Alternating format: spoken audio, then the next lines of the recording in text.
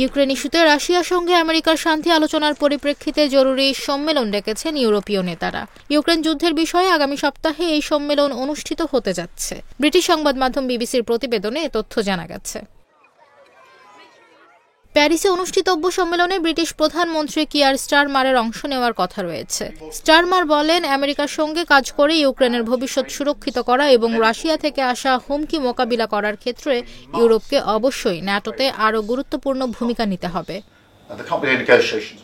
Starmer মনে করেন, তার ভূমিকা হবে আমেরিকা ও ইউরোপকে একত্রিত করা, যাতে ইউক্রেনে শান্তি প্রতিষ্ঠার জন্য একটি ঐক্যবদ্ধ দৃষ্টিভঙ্গি নিশ্চিত করা যায়। এই মাসের শেষে হোয়াইট হাউসে ট্রাম্পের সঙ্গে ইউরোপীয় নেতাদের মতামত নিয়ে আলোচনা করার কথা রয়েছে ব্রিটিশ প্রধানমন্ত্রীর। কিয়ার স্টারমার আমেরিকা থেকে ফিরে এলে ইউরোপীয় নেতাদের আরেকটি বৈঠক অনুষ্ঠিত হওয়ার কথা রয়েছে। ওই বৈঠকে ইউক্রেনের প্রেসিডেন্ট ভলোদিমির জেলেনস্কিও উপস্থিত থাকবেন। এর আগে ইউক্রেনে মার্কিন বিশেষ দূত কেইথ কেলগ জানান, যুদ্ধ শেষ করার বিষয়ে ইউরোপীয় নেতাদের সঙ্গে পরামর্শ করা হবে, তবে আমেরিকা ও রাশিয়ার আলোচনায় ইউক্রেন অংশ নেবে না।